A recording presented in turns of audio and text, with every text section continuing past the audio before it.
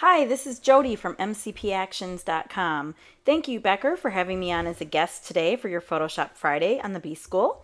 Today I'm going to be showing you a fun skin trick or two to help enhance your images. Here is me. I'm Jody from MCP Actions, and Becker had wanted me to do a webcam, but I don't have one, so that's as good as it's going to get.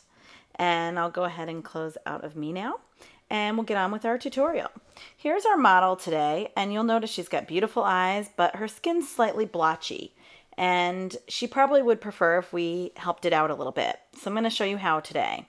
The first thing I'm going to use is the patch tool, and we're going to use this on a duplicate layer. So we're going to go ahead and Command or Control J, so we have a duplicate layer, and we're going to have the patch tool set to source. And we're just going to come up in here on a few of the areas of her skin that need some smoothing and deleting. We're going to go ahead and I'm just going to take some of the pimples and small blemishes and just quickly circle them and move them to an area of good skin.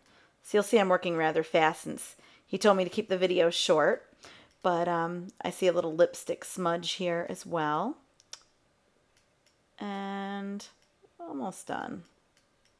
So you'll see how quick it is to get rid of some of the blemishes there. I believe she also has a few on her forehead we can quickly get rid of. Okay, so that helped a lot. Now we're going to get back to smoothing her skin. You'll see if I enlarge it here, her pores are rather large, and she also has a lot of shine on her skin. So we're going to go ahead and minimize that. And the way we're going to do that is we're going to Control-Shift-N or Command-Shift-N if you're on a Mac, and we're going to make a layer and we'll call it Skin. It's going to be a new blank layer. And we're going to go ahead and source this point on her skin. Sorry, actually we're going to use the eyedropper tool right here. We're going to source a point on her skin that's kind of a medium tone. So I'm going to come in here right about here. And we're going to use this to actually paint on her skin. We're going to select the paintbrush tool. And we're going to put the opacity and the fill around 20%. So make sure to change both of those. And we're going to slowly brush over the skin. And you'll see, and you'll want to be using a soft airbrush. And if you're not sure what that is, actually I'll stop real quick and show you. If you come in under the brushes, you want it to say Airbrush Soft Round. And if you don't see the names, drop here and come to where it says Small List, and then you can see the names. So I'm going to continue painting. And you'll notice slowly as I paint that the shine is starting to decrease. Any of the other blemishes and those pores are getting smaller. And again, just keep letting out up on the mouse if you want to increase the opacity of what you're painting. I'm going to come up in here and smooth the eye area a little bit and under her lip. Okay, now before we did this layer, we were there, and after we're there. So you'll see how we really balanced and smoothed out the skin. If you want a little bit of drama brought back in, you can decrease the opacity of this layer slightly. And the other thing I'm going to show you is, I notice it looks like her blush is slightly uneven. So if we want to even that out, we can come in here, and we can do a new fill layer with a solid color. And we can go ahead, I'm going to actually, and we'll call this Cheeks. I'm going to use her lips to source a color. Oh, actually, her lips were about right there, I believe. So we're going to go ahead and use that. And then we're going to Control or Command I to invert the mask. Now with very low opacity, I'm going to come in here at about 15% for opacity and fill now.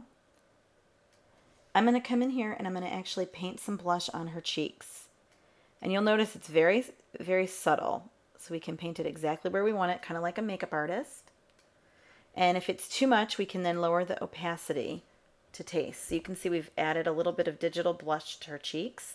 We could do the exact same thing if we want to actually do a new layer. We could come in here and do a new fill layer, add another solid color. We'll call these lips. And we can go ahead and pick again a pink color, maybe even a little bit more vibrant this time. Control or Command I to invert the mask.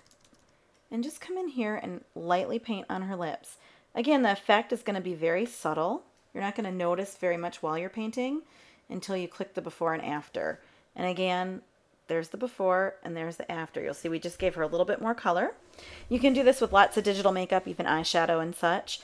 Anyway, that's the end of my tutorial because he wanted me to keep it short. So short, sweet, and to the point. Check out my blog if you want more tutorials at mcpactions.com/blog. Thanks for having me as a guest, and I will hopefully see you guys again soon. Bye.